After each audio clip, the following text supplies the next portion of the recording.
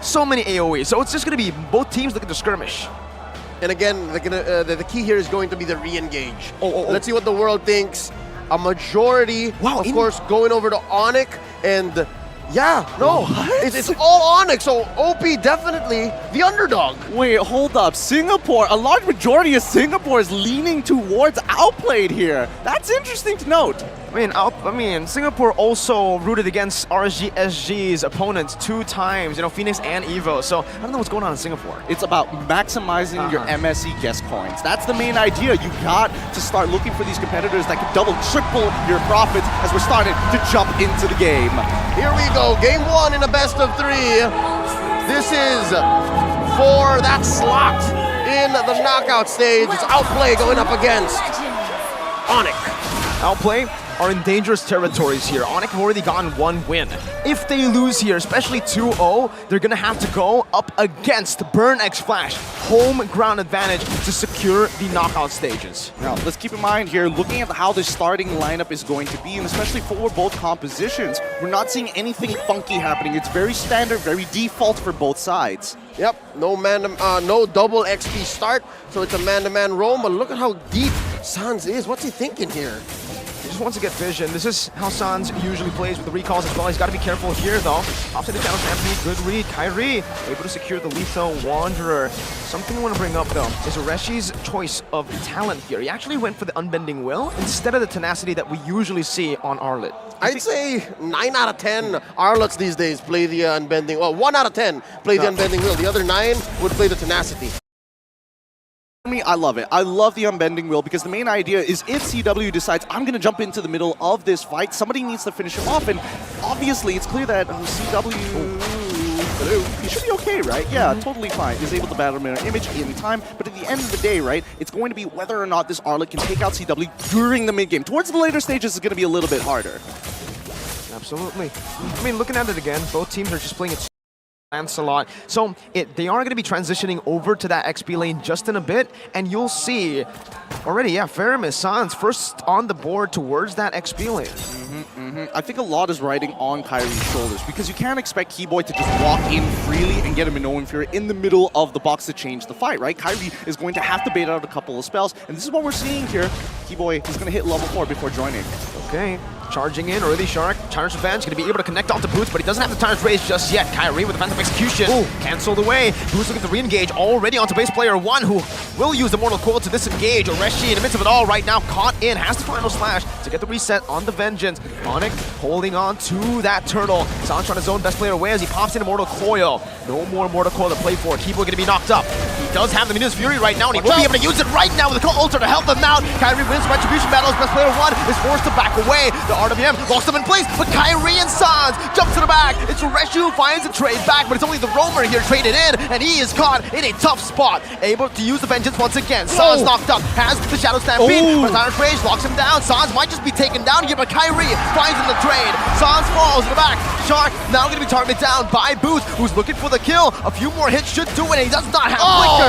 Onyx win out. It's a 3 for 2, and they get the turtle. What a long extended fight there. While all this was happening, CW did get chunked out pretty hard, forced to recall early on. Basic is holding on very nicely to his lead for now. But the real question is, how are they going to play for these upcoming neutral objectives? We saw what it looks like, and unfortunately, for Outplayed, it's a little tough to get in on these fights, especially when Keyboy has his ultimate. You see that OP understands that their strength, or at least in a 50-50 matchup like this, lies in the re-engage. They really tried hard after baiting out a few ults from Onyx. They had that step in, but from there on, Onyx understood that, you can get a better re-engage, but when we're able to split you up and go for the 2-for-1s when you're not ready for it, they're going to win out, and that's what got them this 1K gold lead in under 4 minutes. Can we also talk about the fact that every time we've seen a Minotaur so far, it's not like everybody immediately starts switching over to Purifies, right? Nobody on the side of OP decided to go Purifies. They wanted to have their Flickers available to make the play, that re-engage like you talked about. They don't want to sit there and anchor down. They technically have 3 people with anti-CC. Vengeance, Mortal Coil, and the RWM. So maybe that's the reason as to why they're not going for that. For Basic, I think on the Beatrix, it's just natural to go for the Flicker, right? You don't really want to go on that Purify. It gets you out of the lane so easily, and the Purify is just not a good mix, I think, with the Beatrix. If anything, it's Onyx who's respecting that fact, right? The RWM is on almost for sure catch. But look at this, Shark. Stretch it up! Okay, good shot, but Sans brings them back. The Shadow Stampede, Kyrie now just dealing some damage, poking him down. Best player already 1 level down. Kyrie has the level advantage. He can actually get 2 levels. And that cost Shark nothing, that cost Outplay nothing. So they know that for the next minute or so, Sans can purify. Yep, they know that for a fact. More importantly, the ultimates are all available for both sides, but wait, hold on. Okay, best player 1 has just used the Retribution. Kyrie able to dash away from the Tyrant's Revenge, and that should just be a free turtle over to Onyx. He baited out that Retribution super quick. Shark still is trying to give the team vision, trying to give space for the rest of the team to work with it, as in the bottom lane, Oreshi is getting out-leveled as well. It might be a solo kill. Boots jumps in, the passive is fully on. Kyrie doesn't decide to rotate down below, but Oreshi is forced to use Flicker defensively. Are they going to convert on this? Are they going to... No, Kyrie's not going to break from his path. He needs to make sure he ends up on that top side of the map rather than helping out with the bottom side, because it generally, you're not really going to interact with Arlet anyways, and half the time it's going to be Basic who's going to get targeted down in these major fights. On the other hand, right, best player has not been able to find the space and time to really get in on this, right? Early game Martis, you're expecting to get early decimates, to finish off kills, but the way that Onyx is moving across the map, making sure that there's no holes in their defense. I'm loving the pressure that Onyx is placing down on the OP. It's slowly but surely. They're not ballooning out of control. It's a slow 1K, 2K gold lead over the past 6 minutes, and because of that, they're winning the lanes. Onyx, bottom and top, even mid. Look, it's a 2v1, and then here up top, it's a 3v3. And they're sandwiching OP. Look at the positioning. Yeah, no. And yeah, they leave Oreshi down bottom, but I'm not so sure what he can get there. B-Boy Minute Fury, no Purify! And that's what it does! Everybody locked down! Who's gonna be falling right there as he pops in the real world manipulation to sustain. Best player 1 rotating up top, but he's a bit too late to the party as he's gonna be chunked down. Shadow Stampede not just connecting just yet. Tyrant's Revenge blocking Kyrie down, the bouncing ball as well, stopping him from using the puncture, but he still is able to play it slow to get out of that situation as Sonic just pick up a free turret. Really good timings on the Thorn Rose, dodging a couple of hits and especially dodging the turret shots to put him into lethal range. 30 more seconds till Turtle comes back up, and if you look at the altar, Sans should technically get his full altar relatively soon. In the meantime here, Boots with that 1 kill lead, and especially with the Black Dragon form and the fact that he is able to disrupt so many members from the side of OP, all of their flickers are basically down. Well, synchronized, Shark get a catch. Bouncing ball as well, Kyrie locked down, but he just stays there. Thorn Rose puncture out. Calm, cold. All right, admit it. Who is sweating here? You have to admit, you gotta be a very confident jungler to sit in front of the nearest Ashen, open up the sidebar just to see the items. Here we go again. B-Boy and Sons brought together. CW is already down below right now. Chunking Shark pretty low, half HP. Doesn't have the regen, it seems, right now. CW is going to be able to regen back up. It seems like Kyrie is able to clear out the purple buff already. Getting that level lead once again. Secure the turtle. There's no contest from Outplay. They tried their best to go for the mid lane. There might actually be a contest right now. Ooh, Retribution gonna be able to secure that. Minus Fury and the knockup onto Oreshi as Boots isolates the members. The Petrify connects onto Hoon, and that's Boots diving all the way under the turret, waiting out the real world manipulation, but the call also comes down to save Boots. He's still very low. Final slash in the back. B-Boy gonna be able to knock 2 members up as CW pokes them down. Not enough damage just for now. Oreshi is gonna be executed by the defensive execution. Kyrie on the back. He keeps on going. He might get shut down though. Kai finally down. It's a shutdown, but it's also a wipe out for Onyx as early as the 8th minute of the game. You see how the 2K, 3K gold lead came into play. They were able to juggle underneath, and yeah, Shark keeps getting these catches, but to no avail. There's no follow-up. Wait. Okay.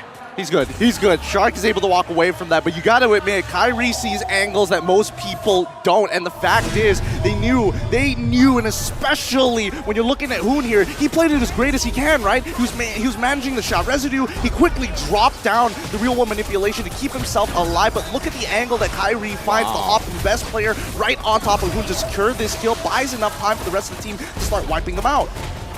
I mean, it was a wipeout for the cost of maybe a couple on the way out, but they converted out their minds, went all the way as deep as tier 2 in mid. So that's a main artery that Outplay cannot farm from anymore. And it's not like basically he's having a great time. You see how CW was just free farming, free hitting in mid? He is just getting so much gold here. Let's look at actual 2,000, almost 2,000 ahead. God, this is not going to be an easy game at all. And the worst part for Outplayed is the fact that their tier 1 structures are already gone, and the mid tier 2 is gone. The entire jungle is basically Kyrie's at this point. Best weak side goal laner in Indonesia, CW, right? We named him that, and right now he's showing it. A lot of them rotations early on was mostly just 2 words, boots, getting him ahead in that winning matchup already.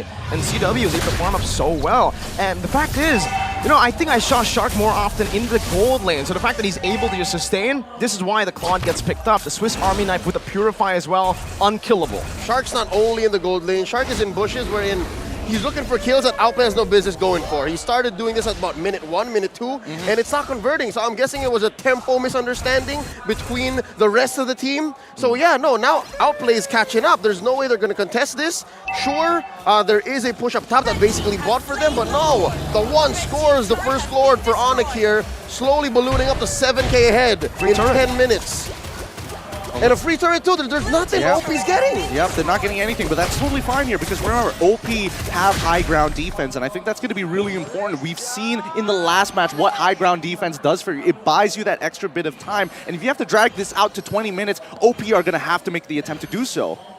All right, what are you supposed to do right now, right? I mean, for Outplay, I think there's only one response to this play. It's to just turtle up in the base. That's right. But Onyx have a pretty good siege bomb. Don't push it, don't push it. Starting up with the RWM, pop that holy shield. They're not going to get enough off of this, and I think even Onyx recognizes that, man, this Lord's too weak. We'll wait for the next one. And I think even for Outplayed, where do you go from here? Who can you really punish? Because Keyboy, he can hold on, actually hold OP hostage with the Minoan Fury. You never know when he's going to come in with it.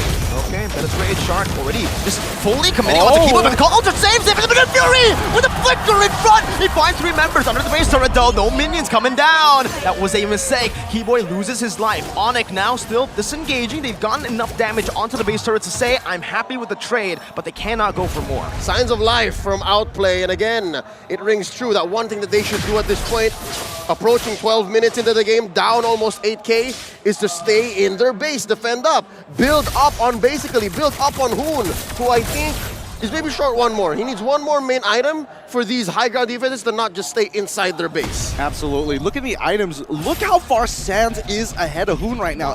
Very, very far. Very, very far in terms of the items. 3 items to 2, and even better yet, he is stacking up very fast. So the more they clump up together, the more they want to try and go for this high ground defense. If they fall into the cone of the Ghost Bursters, at least for Sands, he knows he's going to get value. Just set it up for CW. Purple buff CW, did you see that? Right, they're already trying to funnel onto CW, so it's already a very different Onyx to the last time we saw them. Remember, at M4, it was Kyrie-centric. Now, it feels very balanced. And isn't that the same way that EVOS Legends have evolved too? Yeah. They've been able to say, you know, it's not just about brands. Now it's just not about Kyrie. We will let y'all do your thing. And yeah, Sands was the MVP then, but here you see him that he's ready to save his teammates. He's ready to dive in there, maybe even die for the cause. But I'm hoping that they don't have to do that. Because again, now shoes on the other foot. Onyx, what do they have to do? I'd say wait for the Luminous Lord. They're crashing, and I'm seeing at least 2 inhibitors going down. Yeah, you know, at least for Outplay, they're playing extremely disciplined right now. And they know that walking out of the base is just a little too risky, especially with the gold lead developed by Onyx. 8.2k so far, the current gold deficit. And with the next 42k mark from the side of Onyx, you can expect that their cores will have at least 4 of their core items. It's rough to begin with, and I think 2 more Lords until OP is able to equalize. 2 Lords, maybe one of them stolen. Like, I think they can survive 1 more Lord that's on Onyx, and then maybe they can try to steal for the other. But something to note, I didn't notice, Onyx draft, there's very little magic damage, but the fact that Ureshi had to build an Oracle for himself means that he's respecting Sans. The fact that Ghost Bursters might deal enough damage to take down this unbending Will Arlott. And it's strange to see because Onyx aren't really clumping up in these team fights, right? And usually when you have a cold ulcer to play with, you want to just clump up, and that's why OP really went in on this box composition. Thing is, Onyx have been very sporadic in the way they tackle these team fights, but like you mentioned, low magic damage, only Sans. Basic, just bottle win in nature. So that is definitely a power spike for him that he can utilize. Well, don't forget, keep your eyes on Keyboy. He's got his flicker back up again, and we saw how much damage he can do with the Minoan Fury, and with the 3rd hit of it being flickered into the middle of the enemy team, getting big knockups as well. At least for Outplay, they can recognize we can try to cancel it out, but that's a lot of resources that's being dedicated to Keyboy. Here we go, Lord crashing on through. Mid goes down, bottom up next. There's a wave up top that Kyrie's brought in. Okay, this is just the siege right now. Basic is Gonna be engaged on right there. Doesn't do enough damage onto Kyrie. Still gonna be able to be super safe in the back. Boots pops in Black Dragon form. Real world inflation pop down as well. Rishi can be zoned away from the team. Doesn't have the final slash anyway, so look for anything more. And Onyx say we're happy with 2 base turrets. We might look for 1 more as we go and invade first.